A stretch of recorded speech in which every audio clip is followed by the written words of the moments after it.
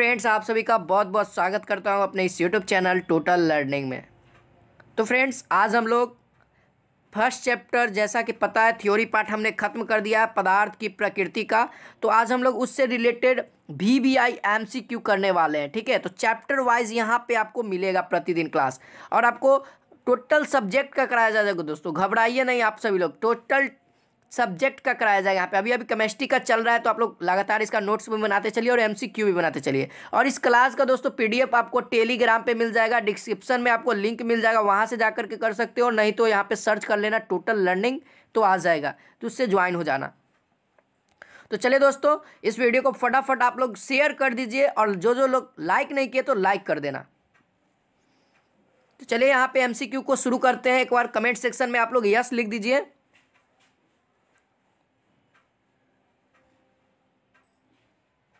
प्रतिदिन 7:30 बजे आप लोग रेडी रहिएगा हमारे साथ। तो चलिए दोस्तों, यहाँ पे शुरू करते हैं क्लास को, और आप लोग रेडी हो जाइए आंसर देने के लिए। और जो लोग तेज़ी से शेयर कर दीजिए, जो लोग शेयर नहीं किए हैं। चलिए जी, यहाँ पे देखिए क्वेश्चन नंबर 1 आपके स्क्रीन पे दिख रहा है दोस्तों, फटाफट आंसर करिए। विभिन्न स्रोतों से प्राप्त जल के नमूने में H एवं O के भारों का अनुपात एक ही पाया जाता है। ठीक है, जल का जो होता है उसमें हाइड्रोजन और ऑक्सीजन के भारों का अनुपात क्या है, एक ही है। तो यह किस नियम की पुष्टि करता है? तो आप लोग सोच रहे हैं सर ये तो पढ़ाया नहीं गया है। दोस्तों मैंने पहले ही बता दिया था कि जो जो मतलब कि टॉपिक छूट गया था उसको मैं ऑब्जेक्टिव के माध्यम से कवर कर दूंगा। ठीक है, तो बताइए इसका आंसर आप लोग पहले। ये 11th का टॉपिक है दोस्तों, और जनरल साइंस में इसको भी पढ़ना है। तो चलिए यहाँ पे हम बता देता हूँ। बहुत अच्छा, सभी लोग आंसर कर रहे हैं। तो यहाँ पे जो लोग ऑप्शन नंबर A कर रहे हैं, स्थिर अनुपात का नियम, उनका राइट है। अब थोड़ा सा स्थिर अनुपात के नियम के बारे में जान लेते हैं। ठीक है, तो स्थिर अनुपात का नियम होता क्या है? तो सबसे पहले ये जानो कि सन 1789 ईस्वी में, तो सन 1789 ईस्वी में दोस्तों क्या हुआ था, इस नियम का प्रतिपादन किया गया था। और किसके द्वारा किया गया था? तो प्राउस्ट के द्वारा। ठीक है, नाम याद कर लीजिए आप लोग वैज्ञानिक का। तो प्राउस्ट के द्वारा किया गया था कौन सा? तो स्थिर अनुपात का नियम। अब इस नियम को में क्या है दोस्तों, इसको सुन लीजिए आप लोग। इस नियम के अनुसार एक ही रासायनिक यौगिक के विभिन्न नमूनों में एक ही प्रकार के तत्व भार के विचार से हमेशा एक निश्चित अनुपात में होता है। ठीक है, किसमें? हमेशा एक निश्चित अनुपात में पाया जाएगा। तो उस नियम को हम लोग क्या कहेंगे दोस्तों? स्थिर अनुपात का नियम कहेंगे। ठीक है, तो इसको भी ध्यान रखिएगा। अब जो नेक्स्ट है वो है गुणित अनुपात का नियम। क्या है, थोड़ा सा इसको भी चर्चा कर देते हैं। तो इसका जो हुआ था दोस्तों, ठीक है, गुणित अनुपात का नियम वो हुआ था 1803 ईस्वी में प्रतिपादन किया गया था। अब इस नियम को किसने प्रतिपादन किया था, ये भी इंपॉर्टेंट है। तो आप लोग कमेंट में बताइए, तो जल्दी से एक बार बताइए आप लोग, गुणित अनुपात का नियम का प्रतिपादन किसने किया था? इस टाइप से भी क्वेश्चन आ जाता है। हाँ जी, तो किसने किया था दोस्तों? जॉन डाल्टन ने। ध्यान रखिएगा, किसने? जॉन डाल्टन ने किया था। ठीक है, तो यहाँ पे 1803 ईस्वी में किसने किया था? जॉन डाल्टन ने। अब इस नियम को थोड़ा सा जान लीजिए आप लोग, गुणित अनुपात का नियम होता क्या है। तो इस नियम के अनुसार दोस्तों, जब दो तत्व संयोग कर, ठीक है, जब दो तत्व संयोग करता है तो दो या दो से अधिक यौगिक बनाते हैं, तो उसमें एक तत्व का भिन्न भिन्न भार जो दूसरे तत्व के निश्चित भार से संयोग करता है, यानी कि आपस में सरल अनुपात बनाता है, यानी कि रेशियो में बनाना चाहिए दोस्तों। ठीक है, जैसे जल का कर लो, जल का कितना हो जाएगा? जल का रेशियो आप लोग बना सकते हो 2:1 भार के अनुसार। ठीक है, अब देखिए H2O का किस तरीके से होगा इसका गुणित अनुपात में। तो हाइड्रोजन में कितना होता है? 1 भार होता है। ठीक है, 1 हो गया हाइड्रोजन का 1 भाग, और ऑक्सीजन कितना होता है? 8 होता है। तो यहाँ पे कितना हो जाएगा? 2:8। ठीक है, तो ये गुणित अनुपात हो जाएगा गुणित अनुपात के नियम से। ठीक है, चलिए जो अगला क्वेश्चन, आप लोग रेडी हो जाइए। चलिए अगला क्वेश्चन देखिए, मैंने अभी बताया, जो लोग बताइए जल्दी से आंसर। क्वेश्चन नंबर 2 कहता है स्थिर अनुपात नियम का प्रतिपादन किया था। हाँ जी, स्थिर अनुपात का नियम का प्रतिपादन किसने किया था? ऑप्शन नंबर A है जॉन डाल्टन ने, ऑप्शन नंबर B है रॉबर्ट वेल ने, ऑप्शन नंबर C है रदरफोर्ड ने, ऑप्शन नंबर D है प्राउस्ट ने। हाँ जी, किसने किया था? जल्दी से बताइए।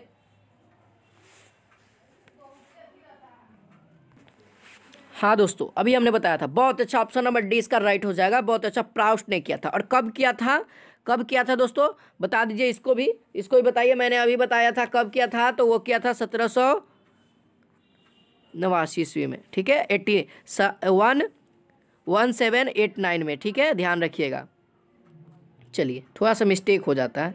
चलिए, क्वेश्चन नंबर 3 आ गया, कहता है H2O, ठीक है, यहाँ पे H2O होगा और H2O2 का बनना पालन करता है। हाँ जी, H2O, ठीक है, यानी कि जल, और H2O2 यहाँ पे स्क्वायर में चल गया, तो का बनना पालन क्या कहलाता है, किस नियम का पालन करता है, ये दोनों बनेगा तो, ठीक है। बहुत अच्छा, सभी लोग आंसर करिए। ऑप्शन नंबर ए स्थिर अनुपात के नियम का, ऑप्शन नंबर बी है गुणित अनुपात के नियम का, ऑप्शन नंबर सी है दोनों नियम का, ऑप्शन नंबर डी इनमें से कोई नहीं। हाँ जी, ये जो दोनों बनेगा किस नियम का पालन करेगा दोस्तों,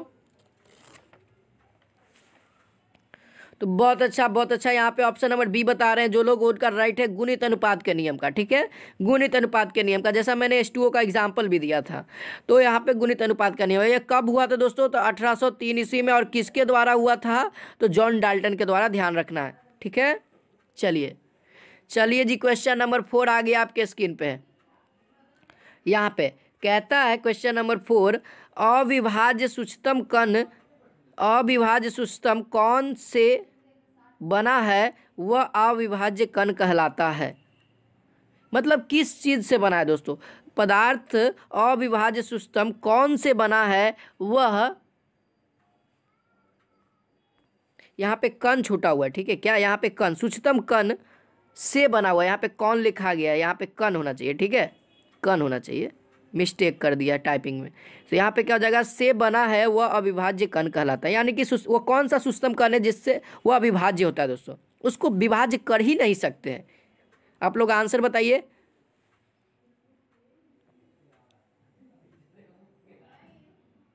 तो चलिए, यहाँ पे जो इसका राइट आंसर, बहुत अच्छा सभी लोग बता रहे हैं, ऑप्शन नंबर बी परमाणु। हाँ जी, बी राइट हो जाएगा, ठीक है। परमाणु को दोस्तों अब हम लोग तोड़ नहीं सकते हैं, किसके अनुसार दोस्तों, डाल्टन के अनुसार, ठीक है। जैसा कि मैंने बताया था, डाल्टन ने बताया था कि परमाणु अविभाज्य होता है, लेकिन अब के जो वैज्ञानिक हैं, आधुनिक वैज्ञानिक, वो लोग परमाणु को भी तोड़ दे रहे हैं। मुख्य रूप से मैं बताता हूँ, परमाणु को आप लोग जानते होंगे, प्रोटॉन का नाम सुने हैं, ई भी टूट जाता है प्रोटॉन में, इलेक्ट्रॉन में, ठीक है, किसमें, प्रोटॉन में, इलेक्ट्रॉन में और न्यूट्रॉन में, इन तीनों में क्या होता है, परमाणु टूट जाता है। मुख्य रूप से सभी में ये तीनों तत्व पाया जाता है दोस्तों, तो ध्यान रखना। यहाँ पे ऐसे तो ऑप्शन नंबर बी हो जाएगा, लेकिन डाल्टन का ये भी नियम गलत था, जैसा कि मैंने बताया था थ्योरी में, कि जो डाल्टन जी ने पदार्थ पर जो नियम दिए थे, सभी नियम को आधुनिक वैज्ञानिक ने गलत कर दिया था। तो चलिए दोस्तों, अगला क्वेश्चन, चलिए क्वेश्चन नंबर 5 कहता है, विरंजक चूर्ण है। हाँ जी, विरंजक चूर्ण क्या होगा, फटाफट आप लोग आंसर बताइए। ऑप्शन नंबर ए तत्व, ऑप्शन नंबर बी यौगिक, ऑप्शन नंबर सी है मिश्रण, ऑप्शन नंबर डी है इनमें से कोई नहीं। हाँ जी, क्या होगा बताइए आप लोग फटाफट आंसर। आज की क्लास में मज़ा आ जाएगा दोस्तों, क्योंकि आज हम लोग MCQ कर रहे हैं, जो चैप्टर पढ़ लिए हैं। विरंजक चूर्ण क्या है, तो चलिए दोस्तों, यहाँ पे क्या हो जाएगा, विरंजक चूर्ण क्या दोस्तों, एक यौगिक है, ठीक है। तो याद दिला देता हूँ यौगिक के बारे में थोड़ा सा। तो यौगिक क्या है, तो एक निश्चित अनुपात में किसी तत्व को मिलाते हैं तो वो क्या कहलाता है दोस्तों, यौगिक कहलाता है, ठीक है, ध्यान रखिएगा। और शुद्धतम रूप को हम लोग क्या कहते हैं, तत्व कहते हैं। और मिश्रण को तो किसी भी अनुपात में अगर हम मिश्रित करते हैं, किसी भी दो तत्व को या यौगिक को मिलाते हैं, तो वह मिश्रण तैयार होता है। ध्यान रखिएगा इस सब बात को। चलिए, अगला क्वेश्चन नंबर 6 कहता है बारूद है। हाँ दोस्तों, ये तो बता दीजिए आप लोग, एग्जाम्पल मैंने लिया हुआ है। ऑप्शन नंबर ए तत्व, ऑप्शन नंबर बी यौगिक, ऑप्शन नंबर सी है मिश्रण, ऑप्शन नंबर डी इनमें से कोई नहीं। हाँ जी, बारूद क्या है, आशा है कि आप लोग बताओगे, जल्दी से बता दो एक बार कमेंट सेक्शन में, जल्दी बताइए।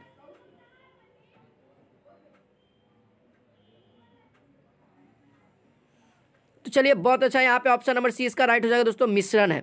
अब कैसे है, तो मिश्रण को मैंने बताया था कि मिश्रण में कोई भी अनुपात फिक्स नहीं रहता है, जैसा कि बारूद। तो कोई अगर मान लीजिए दीपावली में आप लोग पटाखा छोड़ते होंगे, तो कोई पटाखा क्या होता था, बहुत कस की आवाज़ करता था, बहुत कस के फूटता था, और कोई फूटवे नहीं करता था, फुस करके रह जाता था। तो वही बात है, इसमें मात्रा ज़्यादा रहता था बारूद का, और इसमें मात्रा कम होता था, जिसके कारण ये नहीं फटता था और ये फटता था कस के, ठीक है, तो यही बात होता है मिश्रण और यौगिक में। चलिए जी क्वेश्चन नंबर 7, क्वेश्चन नंबर 7 यहाँ पे आ गया, कहता है पदार्थ के अणु का निम्नलिखित में कौन सा गुण नहीं होता। पदार्थ के अणु में जो ऑप्शन दिख रहा है उसमें कौन सा गुण नहीं होता है। चलिए पढ़ते हैं। ऑप्शन नंबर ए स्वतंत्र अवस्था में पाया जाता है, ऑप्शन नंबर बी गोलीय होता है, ऑप्शन नंबर सी रासायनिक प्रतिक्रिया में भाग नहीं लेता है, ऑप्शन नंबर डी लंबाकार, त्रिभुजाकार, वर्गाकार आदि होता है। हाँ जी, यहाँ पर से आप लोग ऑप्शन देख करके बता सकते हैं।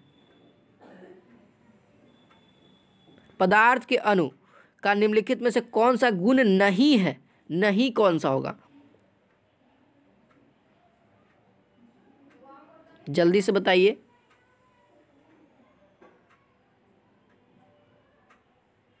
तो दोस्तों यहाँ पे जो इसका राइट आंसर हो जाएगा वो हो जाएगा ऑप्शन नंबर डी। ठीक है, यहाँ पे ऑप्शन नंबर डी हो जाएगा। देखिए अणु तो गोलाकार होता है तो आपको पता है, लेकिन लंबाकार, त्रिभुजाकार, वर्गाकार, ये तीनों कहीं अणु हो सकता है। नहीं ना होगा, तो यहाँ पे ऑप्शन नंबर डी इसका राइट हो जाएगा। ई गुण नहीं होता। हाँ गोलीय हो सकता है, कोई एगो फिक्स उसका है, गोलीय होता है, लेकिन लेकिन लेकिन यहाँ पे ये तीनों एक साथ नहीं हो सकता है दोस्तों। तो यहाँ पे ऑप्शन नंबर डी राइट हो जाएगा। और दोस्तों यहाँ पे कहिए कि रासायनिक प्रतिक्रिया में भाग नहीं लेता है, तो अणु भाग नहीं लेता है, ये सही बात है। यहाँ पे परमाणु भाग लेता है। ठीक है, ठीक है, परमाणु भाग लेता है इसमें प्रतिक्रिया में, ध्यान रखिएगा। चलिए अगला प्रश्न क्वेश्चन नंबर 8। क्वेश्चन नंबर 8 कहता है पदार्थ के अणु को निम्न में से कौन सा गुण नहीं है। हाँ जी, पदार्थ के अणु में कौन सा गुण नहीं। ऑप्शन नंबर ए है स्वतंत्र अवस्था में पाया जाता है, ऑप्शन नंबर बी है रासायनिक प्रतिक्रिया में भाग लेता है, ऑप्शन नंबर सी है पदार्थ कण का अविभाज्य कण है, और ऑप्शन नंबर डी है गोलाकार होता है। हाँ जी, पदार्थ के परमाणु की आपकी बात हो रहा है, उस समय अणु का बात हो रहा था, आपकी क्या है परमाणु की बात हो रही है। जल्दी से आंसर बताइए, इसमें कौन सा गुण है जो कि परमाणु के लिए नहीं है। हाँ जी बताइएगा। तो चलिए दोस्तों इसका राइट आंसर देख लेते हैं। बहुत अच्छा, सभी लोग उत्तर करें। तो यहाँ पे ऑप्शन नंबर ए वाले का राइट है। ठीक है, परमाणु क्या होता है दोस्तों, स्वतंत्र अवस्था में नहीं पाया जाता है। ठीक है, परमाणु क्या होगा, स्वतंत्र अवस्था में आपको नहीं पाया जाएगा, बाकी सब में प्रतिक्रिया में भी भाग लेता है, जैसे कि मैंने बताया था। अविभाज्य कण भी है, यानी कि प्रोटॉन, न्यूट्रॉन और इलेक्ट्रॉन में टूट जाता है, और परमाणु गोलाकार भी होता है। ठीक है, ध्यान रखिएगा। चलिए अगला प्रश्न, सब परमाणु के डिटेल बारे में जानेंगे दोस्तों। आपके क्वेश्चन में आता है कि परमाणु का आयतन कितना होता है, घनत्व कितना होता है, इसकी त्रिज्या कितनी होती है, ये सब क्वेश्चन पैरामेडिकल में आता है, तो इसको हम लोग परमाणु संरचना में पढ़ेंगे। क्वेश्चन नंबर 9 कहता है अणुओं का बृहत संग्रह कहलाता है। हाँ जी, अणुओं का बृहत संग्रह हम लोग क्या कहते हैं। ऑप्शन नंबर ए है यौगिक, ऑप्शन नंबर बी है तत्व, ऑप्शन नंबर सी है मिश्रण, ऑप्शन नंबर डी इनमें से कोई नहीं। 1 गो अणु, 2 गो अणु, 3 गो अणु, 4 गो अणु, 5 गो अणु, 6 गो अणु, 7 गो अणु, 8 गो अणु, 9 गो, इसी तरह से बहुत सारा इसमें आ गया। तो हम लोग इसको क्या कहेंगे, तत्व कहेंगे या यौगिक कहेंगे या मिश्रण कहेंगे या इनमें से कोई नहीं। तो आप लोग बताइए, बहुत सारा आ जाएगा तब। बहुत समझने वाला बात है दोस्तों, और ऐसा ऐसा क्वेश्चन आपको आ सकता है, तो सभी तरीके से हमको तैयार रहना होगा ताकि एक भी क्वेश्चन पैरामेडिकल में न छूटे। और आपके लिए मैं हमेशा फ्री में सब चीज़ व्यवस्था कराने का कोशिश करता हूँ। तो चलिए दोस्तों, एक बार शेयर नहीं किया तो एक बार फिर से आप लोग तेज़ी से शेयर कर दीजिए। तो चलिए दोस्तों इसका राइट आंसर देख लेते हैं। तो यहाँ पे हो जाएगा ऑप्शन नंबर ए यौगिक कहते हैं। ठीक है, अणुओं के बृहत संग्रह को हम लोग क्या कहेंगे दोस्तों, यौगिक कहेंगे, ध्यान रखिएगा। और यौगिक किसे कहते हैं आपको पता है, एक निश्चित अनुपात में 2 या 2 से अधिक तत्वों को हम लोग मिलाते हैं तो यौगिक बनता है, निश्चित अनुपात में। मगर चलिए जी क्वेश्चन नंबर 10 आ गया जी, फटाफट आंसर करिए। क्वेश्चन नंबर 10 कहता है परमाणुओं के बृहत संग्रह को हम लोग क्या कहते हैं। अब परमाणु के बृहत संग्रह को हम लोग क्या कहेंगे। ऑप्शन नंबर ए है तत्व, ऑप्शन नंबर बी है यौगिक, ऑप्शन नंबर सी है मिश्रण, ऑप्शन नंबर डी है इनमें से कोई नहीं। अब देखिए परमाणु का मिश्रण यानी बृहत संग्रह करते हैं, यानी 1 परमाणु, 2 परमाणु, 3, उसी तरीके से बहुत सारा मिल करके कुछ बनाएगा, उसको हम लोग क्या कहेंगे, बताइए आंसर। हाँ जी बताइए जल्दी से, चलिए आंसर बताइए आप लोग। तो दोस्तों यहाँ पे सभी लोग आंसर कर रहे हैं, बहुत अच्छा। तो यहाँ पे जो लोग ऑप्शन नंबर ए कर रहे हैं राइट है। हाँ जी, ऑप्शन नंबर ए हो जाएगा तत्व कहेंगे। ठीक है, परमाणु के बृहत संग्रह को तत्व कहेंगे और अणु के बृहत संग्रह को यौगिक कहेंगे। ठीक है। चलिए अगला क्वेश्चन दोस्तों, क्वेश्चन नंबर 11 कहता है पदार्थ के परमाणुवाद प्रणेता थे। हाँ जी, पदार्थ के परमाणुवाद प्रणेता कौन थे? चलिए ऑप्शन नंबर ए है रदरफोर्ड, ऑप्शन नंबर बी है एवोगाड्रो, ऑप्शन नंबर सी है बैकवेरल, ऑप्शन नंबर डी है डाल्टन। हाँ जी, कौन सा राइट होगा? तो दोस्तों मैंने थ्योरी क्लास में भी इसके बारे में बताया है, तो आप लोग जल्दी से बताइए। हाँ जी, हाँ जी, तो यहाँ पे ऑप्शन नंबर डी इसका राइट हो जाएगा दोस्तों, डाल्टन जी। बहुत अच्छा, यहाँ पे डी हो जाएगा राइट। ठीक है, अब देखिए परमाणुवाद के प्रणेता इन्हीं को माना जाता है। और कब इन्होंने इस परमाणु के यानी कि पदार्थ के परमाणु के बारे में नियम दिया था दोस्तों, तो वो 1808 ईस्वी में दिया था। ठीक है, तो इसको भी ध्यान रखिएगा।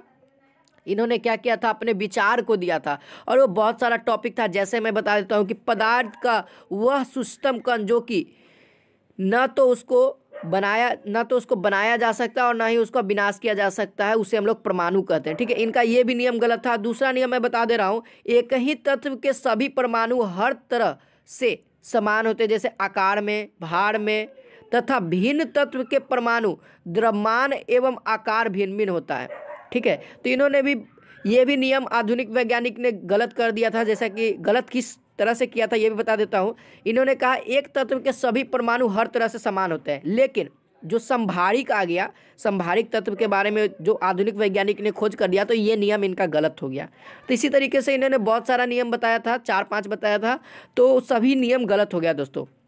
और यही गलत नियम करने के कारण आज हम लोग पदार्थ के बहुत बड़े नियम के में आजकल चल रहे हैं। ठीक है, इन्हीं के बदौलत, नहीं तो ये नहीं खोज करते तो आज हम लोग नहीं जान पाते। चलिए क्वेश्चन नंबर 12 कहता है प्लास्टिक होता है विद्युत का। हाँ जी, इसका तो आंसर आप लोग बताओगे। प्लास्टिक क्या होता है? ऑप्शन नंबर ए है सुचालक, ऑप्शन नंबर बी है कुचालक, ऑप्शन नंबर सी है दोनों, ऑप्शन नंबर डी इनमें से कोई नहीं। हाँ जी, प्लास्टिक जो है वो विद्युत का कैसा है? चालक।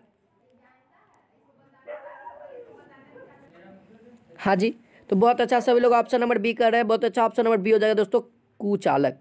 ठीक है, कुचालक। और दोस्तों आप लोग 7:30 बजे प्रतिदिन रेडी रहिएगा हमारे साथ क्लास करने के लिए, क्योंकि हम लोग बहुत अच्छे से क्लास करने वाले हैं। थ्योरी और प्लस में ऑब्जेक्टिव दोनों क्लास करेंगे। ठीक है, थ्योरी करेंगे सबसे पहले, और फिर उसके बाद हम लोग MCQ करेंगे प्रैक्टिस के तौर पे। और फिर जब आपका एग्ज़ाम जैसे जैसे नज़दीक आएगा वैसे वैसे मैं ये MCQ का क्वेश्चन आपके लिए बहुत ज़्यादा लाते रहूँगा।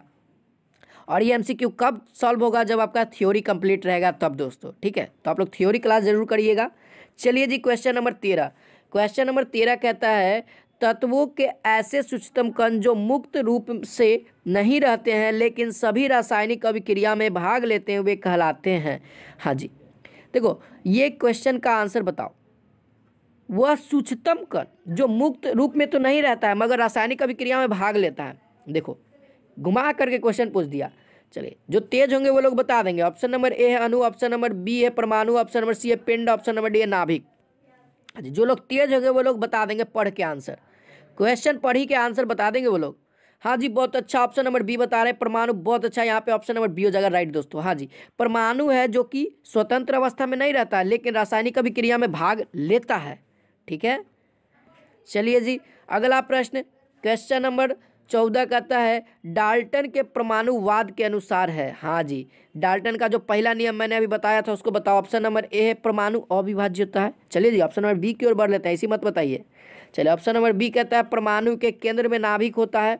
ऑप्शन नंबर सी है परमाणु गोलीय होता है। ऑप्शन नंबर डी है परमाणु का आकार नाभिक के आकार से छोटा होता है। हाँ जी, जो इसको थोड़ा सा और छोटा कर लेते हैं, नहीं होगा छोटा अब दोस्तों। हाँ, तो बताइए डाल्टन के परमाणुवाद के अनुसार कौन सा नियम था? एक नियम कौन सा था? हाँ जी, चलिए तो यहाँ पे जो इसका राइट आंसर हो जाएगा वो हो जाएगा ऑप्शन नंबर ए, परमाणु अविभाज्य होता है। ठीक है, डाल्टन के अनुसार क्या यहाँ पे नियम बताया था? तो उन्होंने बताया था कि परमाणु अविभाज्य होता है। ठीक है, तो इसमें से उन्होंने ये सब नियम नहीं बताया था दोस्तों कि परमाणु के केंद्र में नाभिक होता है, ये सब नहीं बताया था। इन्होंने केवल परमाणु के बारे में बताया था और तत्व के बारे में बताया था कि प्रत्येक तत्व का हर परमाणु हर तरह से समान होता है और भिन्न भिन्न तत्व का परमाणु भिन्न भिन्न तरह से अलग अलग होता है। ठीक है, तो ये सब नियम बताया था, लेकिन इसके अंदर का मटेरियल के बारे में नहीं बताया था। ये भी नहीं बताया था कि परमाणु गोल है, परमाणु का आकार नाभिक से छोटा था, ये सब कुछ नहीं बताया था। ये सब आधुनिक वैज्ञानिक ने बताया था। नाभिक के अंदर खोज करने वाले कौन थे दोस्तों? नाभिक का खोज करने वाले कौन थे ये बताइए आप लोग। ये सब भी क्वेश्चन आता है, जल्दी से बताइए एक बार कमेंट में। नाभिक का खोज करने वाले वैज्ञानिक कौन थे, कब किए थे, ये भी बताना। सब बताऊंगा अभी। नाभिक वाला इससे भी क्वेश्चन आता है, बताओ पहले इसका बताओ।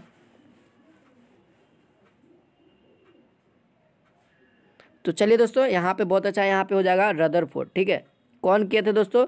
रदरफोर्ड ने किया था नाभिक का खोज। कब किया था यहाँ पे जान लो, कब किया था? तो 1911 ईस्वी में। ध्यान रखना सभी लोग, याद कर लो। नाभिक का खोज रदरफोर्ड ने किया था और कब किया था? तो 1911 ईस्वी में किया था।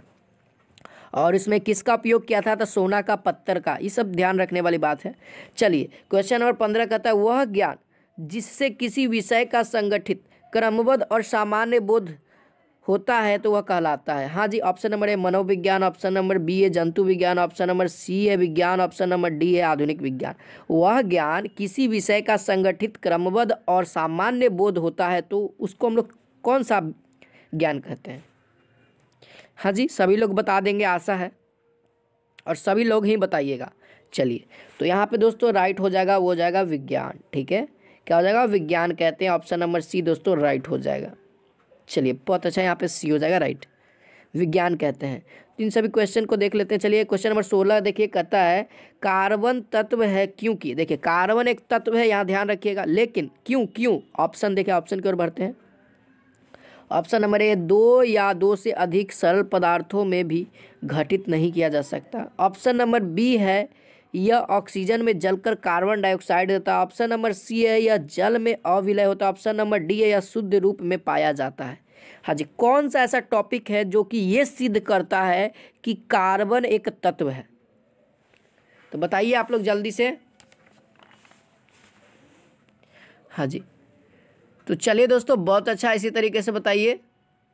तो यहाँ पे देखिए जो राइट आंसर हो जाएगा, बहुत अच्छा सभी लोग बता रहे हैं। तो यहाँ पे ऑप्शन नंबर ए बता रहे हैं। यहाँ पे क्या हो जाएगा राइट आंसर? यह दो या दो से अधिक सरल पदार्थों में विघटित नहीं किया जा सकता है।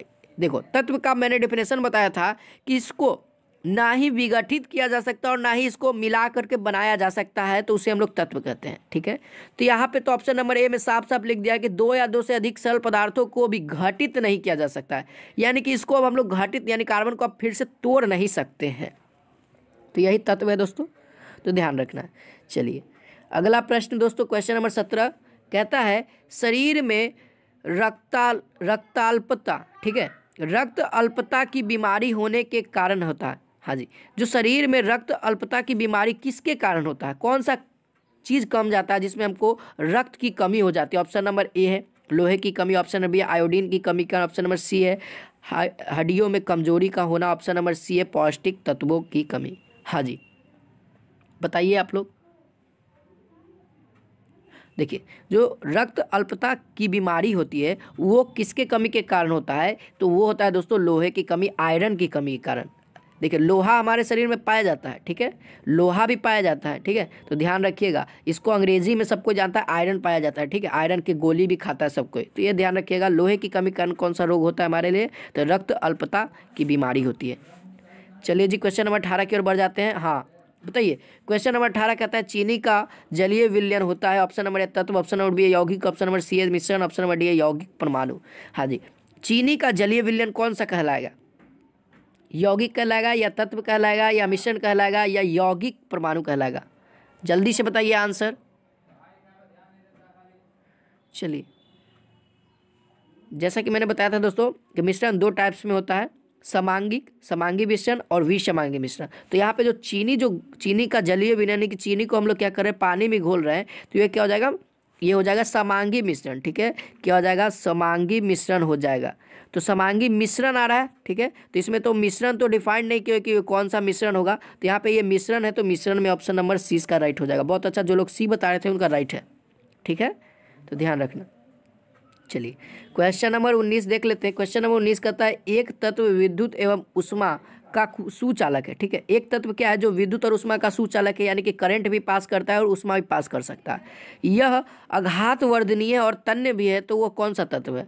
देखिए सुचालक यानी कहने का विद्युत उष्मा है तो यह सुचालक होगा, यानी करंट पास करेगा, और इसको हम लोग अघात वर्धनीय यानी पीट कर चादर भी बना सकते हैं और इसको तीर कर लंबा तार भी बना सकते हैं। वो कौन सा ऐसा तत्व है?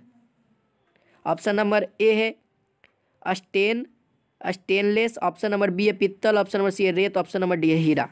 हाँ जी, कौन सा ऐसा तत्व है जिसको हम लोग खींच कर लंबा तार भी बना सकते हैं या उसको लंबा सुचालक भी बना सकते हैं? यहाँ पे स्टील छूट गया दोस्तों, यहाँ पे स्टेनलेस स्टील होगा। ठीक है, ठीक है। आघात वर्णीय भी है, तन्य भी है और सुचालक भी है। तो देखिए यहाँ पे जो इसका राइट आंसर हो जाएगा वो तत्व है पीतल। ठीक है, यहाँ पे क्या हो जाएगा? पीतल हो जाएगा, ऑप्शन नंबर बी। ठीक है, पीतल को हम लोग आघात वर्णीय भी यानी पीटते भी है, जैसा कि आपको पता है पीतल का बर्तन किससे बनता है? आघात वर्णीय से। इसका तार भी बना सकते हो दोस्तों तीर करके, और ये तो सुचालक होता ही होता है, ये तो आपको पता है। चलिए अगला प्रश्न के लिए रेडी हो जाइए दोस्तों। क्वेश्चन नंबर 20 कहता है निम्नलिखित में से कौन सा यौगिक है? यौगिक की बात हो रहा है, निश्चित अनुपात। ऑप्शन नंबर ए अधातु, ऑप्शन नंबर बी उपधातु, ऑप्शन नंबर सी धातु, ऑप्शन नंबर डी अणु। हाँ जी, कौन सा राइट आंसर होगा जल्दी से बताइए। यौगिक पूछ रहा है। यौगिक में हम लोग किसका उपयोग करते हैं बताइए जल्दी से, कन्फ्यूजन नहीं होइएगा। चलिए दोस्तों यहाँ पे राइट आंसर देख लेते हैं। तो यहाँ पे ऑप्शन नंबर सी हो जाएगा धातु। ठीक है, आपको मैंने डेफिनेशन में बताया होगा कि यौगिक में हम लोग 2 या 2 से अधिक धातुओं को निश्चित अनुपात में, ठीक है, यानी कि धातु हो जाएगा यहाँ पे राइट आंसर। हाँ जी, जो लोग सी बता रहे थे उनका राइट है। तो दोस्तों आज के लिए बस इतना ही, BC MCQ था। तो नेक्स्ट क्लास में हम लोग करेंगे इसका थ्योरी पार्ट, जो कि नेक्स्ट चैप्टर होगा परमाणु संरचना। तो उससे भी बहुत सारे MCQ आते हैं, तो उसको भी आपको बढ़िया से कवर करना है। तो आज के लिए बस इतना ही, और वीडियो को लाइक नहीं किया तो यार लाइक कर देना। आज के लिए बस इतना। जय हिंद, जय भारत।